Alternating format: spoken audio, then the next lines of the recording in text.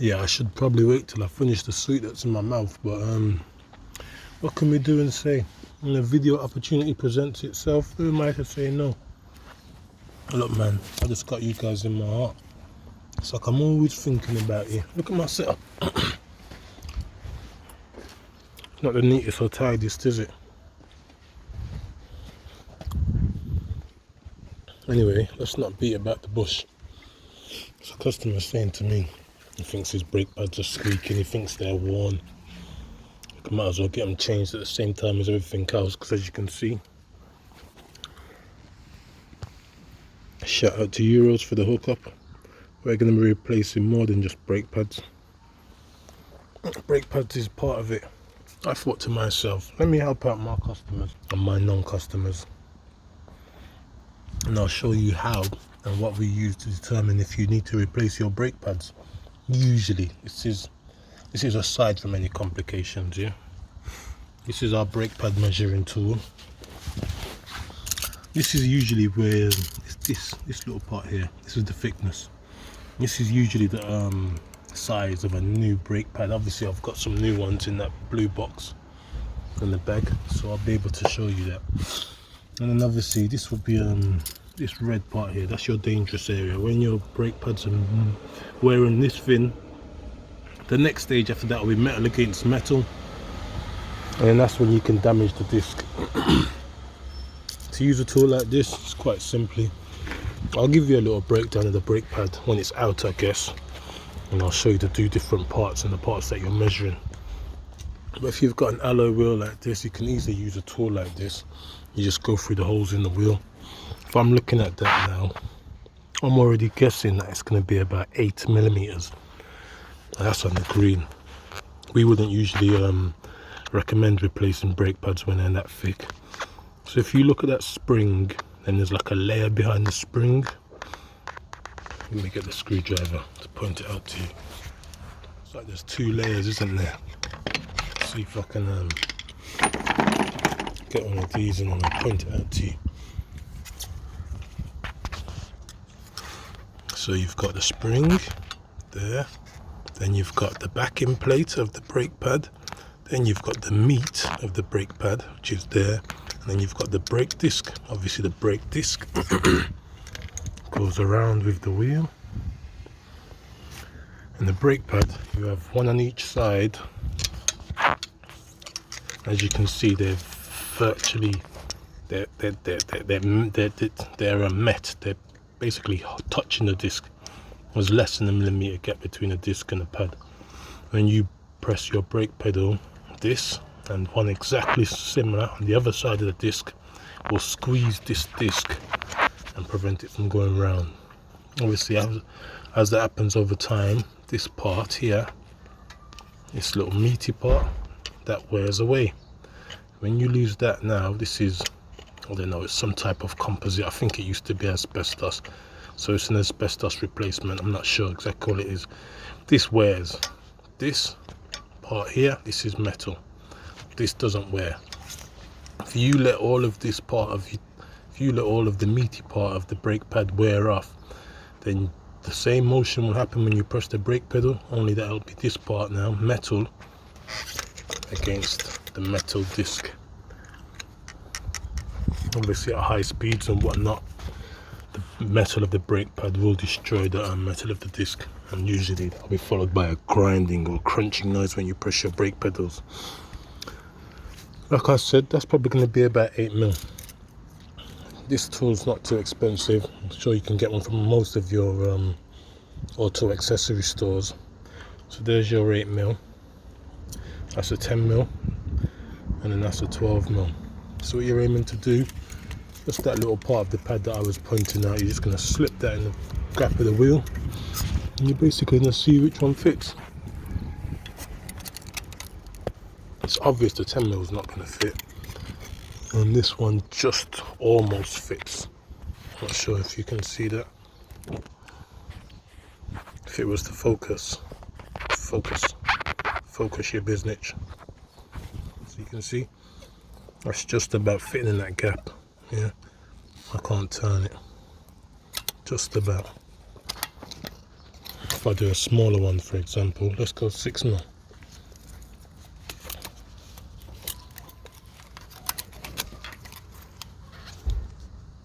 can see a lot more play now, can't you? Can you see that? This thing will focus on the right thing. And you see the difference. Yeah, we've got focus. That's the 6mm. You can see the gap. Yeah. And you can see that's how we this is the tool we use to measure your brake pad. So when you're unsure, next time just grab yourself a little tool, especially if you've got wheels like this. If you haven't got wheels like this, you've got steel wheel or no access to it, just pull off the wheel. It's even easier to measure with the wheel off. That's probably what I should have done, and that's what I will do. But yeah, I hope that's helpful.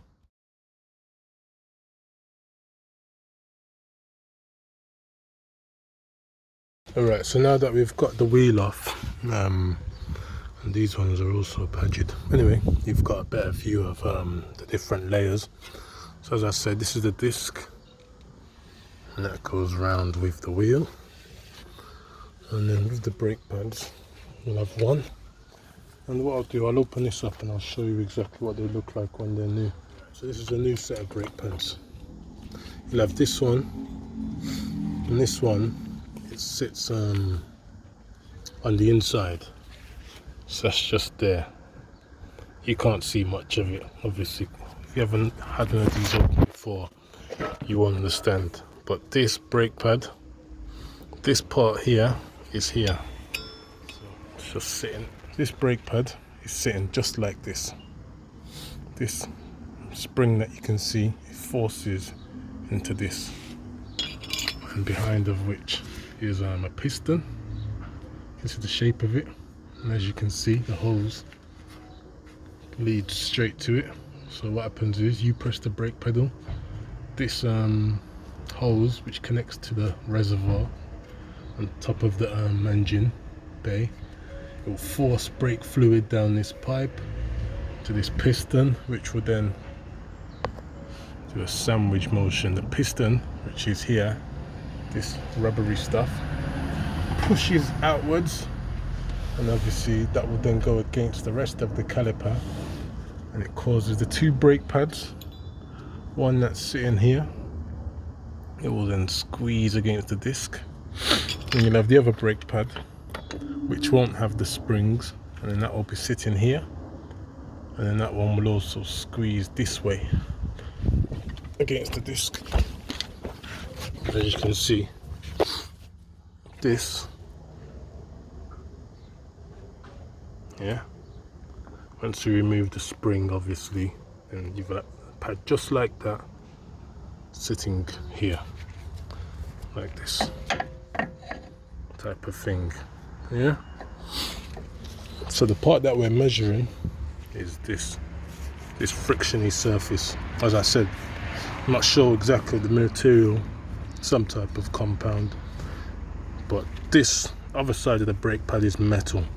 So this wears away, and once that wears, the exact same motion that I described will be happening, but it'll be metal on the other side squeezing against your metal disc. So then that will cause that grinding noise that you hear.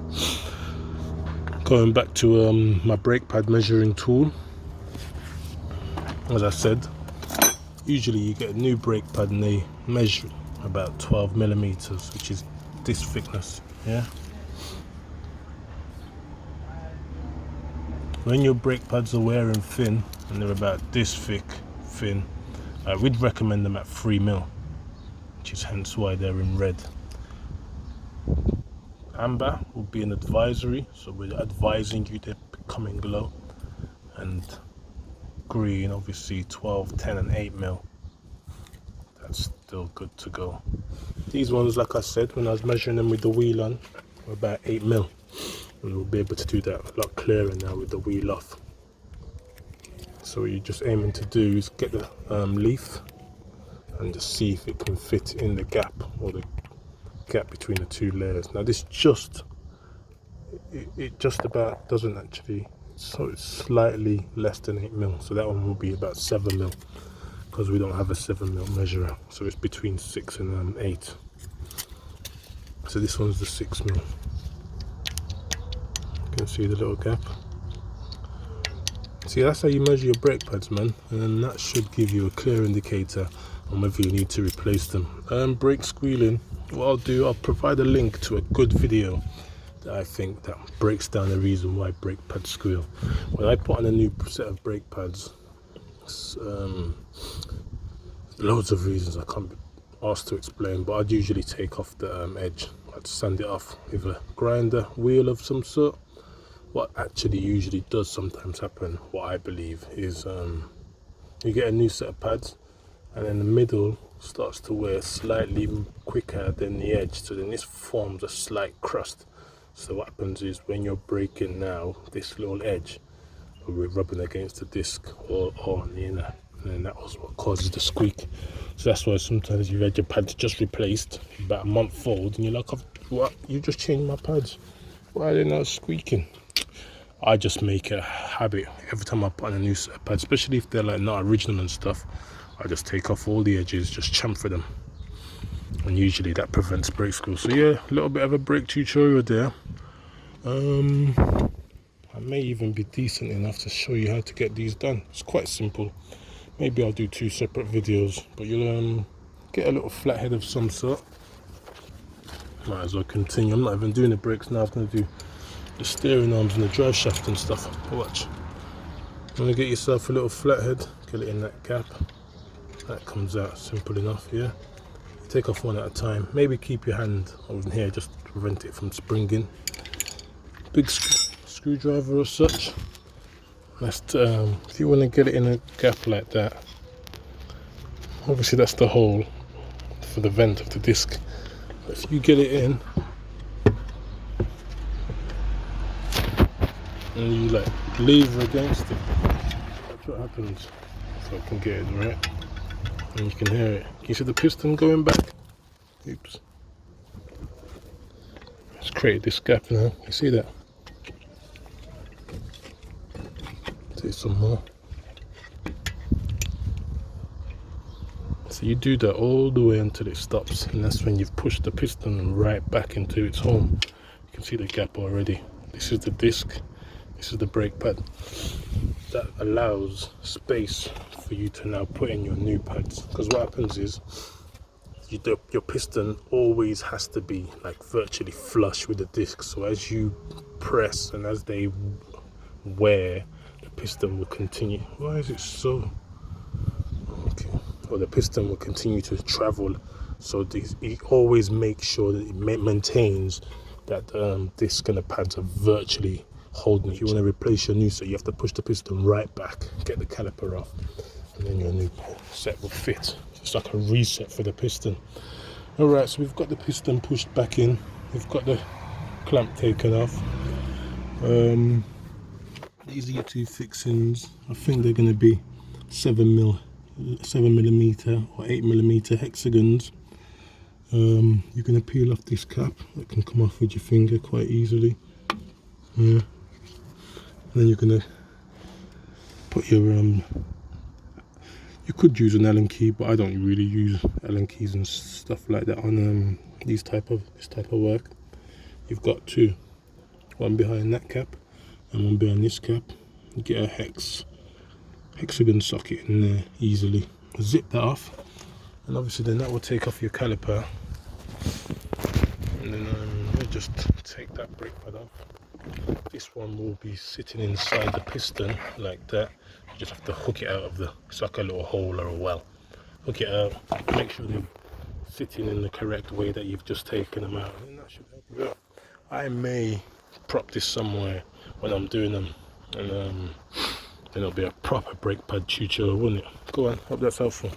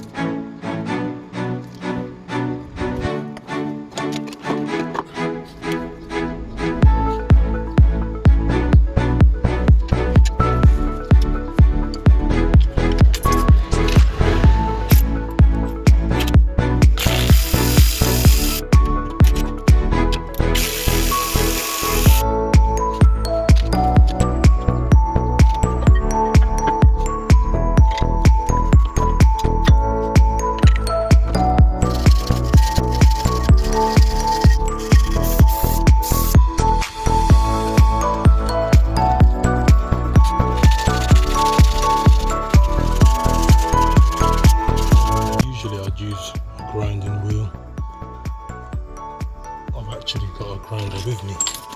Part of the grinding tool, just take off the edges there also sometimes.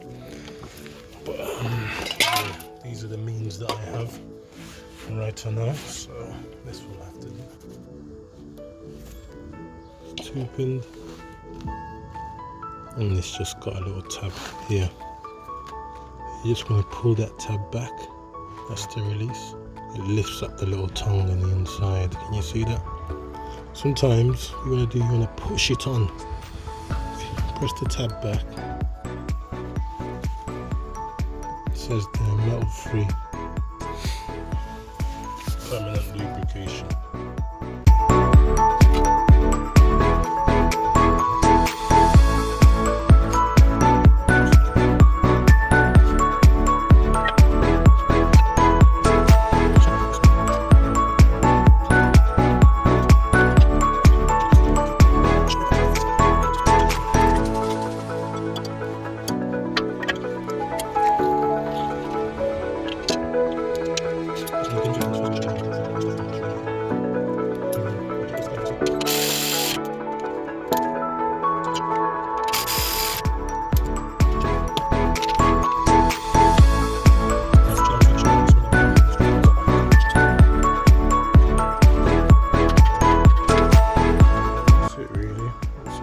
Replace your brake pads on a Superb, a Passat, A6, and quite a few others. Hope that's helpful.